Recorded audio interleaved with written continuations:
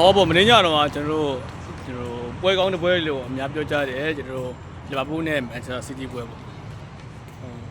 ထင်တော့ဒီတော့ကျွန်တော်ကောင်းလာတော့မဟုတ်ပါဘူးဟုတ်မယ်ဆိုရင်ဒါ emotion ဘိုင်းနေအကြောင်းမဟုတ်ပဲဒီပွဲကဟုတ်မယ်ဆိုရင်ပွဲကောင်းတဲ့ပွဲလို့ပြောကြတာကျွန်တော်တို့မန်ချက်စတာစီးတီးဖန်တယောက်အနေနဲ့ဒီလိုပွဲကိုပွဲကောင်းလို့ကျွန်တော်မထင်ဘူးဗျဟုတ်ဆိုကိုရီတင်းကပြောမယ်ဆိုရင်ပလင်ပေါ်မှာနေခဲ့တဲ့အတင်းဆိုတော့လေ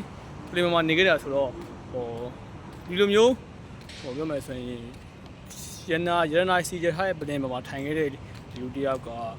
ပြောမယ်ဆိုရင်ဒီလိုတင်ပြူးဖြာပေါ်မှာမထိုင်ရင်လို့မဟုတ်ပါဘူးကျွန်တော်အဲ့လောက်ပါပဲဒီကပြောနေဗျာကျွန်တော်မန်ချက်စတာစီးတီးကဒီရွှေနဲ့ကြီးနဲ့ရောပြီးထားတဲ့ပလင်တောင်ကျွန်တော်တို့မထိုင်ဘူးပြောမယ်ဆိုရင်စိန်မကျွန်တော်ဒီအာဖရိကစိန်ပြာတွေလောက်ထားတဲ့ပလင်ကိုပဲကျွန်တော်ထိုင်ခဲ့တာဗျဟုတ်တယ်မလားအဲ့ကြောင့်မင်းညပွဲရတော့ကျွန်တော်နေတော့တာမန်ပါပဲဒါတာမန်ရေဘတ်တစ်ခုလောက်ပဲကျွန်တော်ထင်တာအများပေါ့ဗျာကျွန်တော်ပြောမယ်ဆိုရင်တော့ကျွန်တော်ကတုံးမှတပွဲနိုင်တယ်တော့ပဲတချို့လူတွေကအကိုတွေထက်ကိုပြောနေကြအတင်းရှိလို့ကိုလီဗာပူးထက်ကိုလီဗာပူးထက်ကိုပြောမယ်ဆိုရင်တော့ဘူးပြီးတော့ငိုးနေကြအတင်းရှိတယ်ဗျမကြောက်ပါနဲ့နော်ကျွန်တော်မကြောက်ပါနဲ့ဖြည်းဖြည်းလေးပဲကောင်းတယ်နော်ကြောက်နေအဲ့ကြောင့်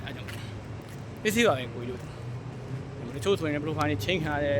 လူတွေရှိတာပြောတယ်မလားဒါတော့ဟောပေါ့ပြောမယ်ဆိုရင်ကိုပိနဲ့ကိုပဲဟုတ်တယ်မလားကားလိုက်အားပြောကိုပိနဲ့ကိုပဲဟုတ်တယ်မလားကိုကနေကိုမနိုင်လို့ကိုရှုံးတာဗျာကိုရှုံးလို့ကို profile ချင်းရတာ sorry ပဲလို့ပြောချင်ပါတယ်အားလုံးနော်ကမ္ဘာအကောင်းဆုံးတင်းကိုရှင်းပါနဲ့နော်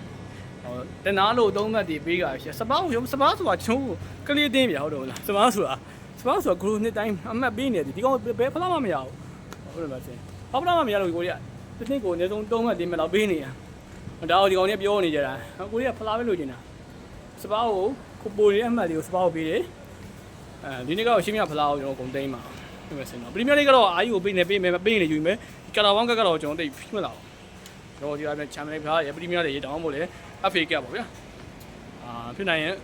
လိုချင်တဲ့ယူမပေါ့ဗျာကရာဘောင်းကက်ကိုလည်းပြီးတော့ကျွန်တော်တို့အကုန်ယူမှာရှင်းပြဖလားလာပဲဘိုင်ချိုင်းနေရပါ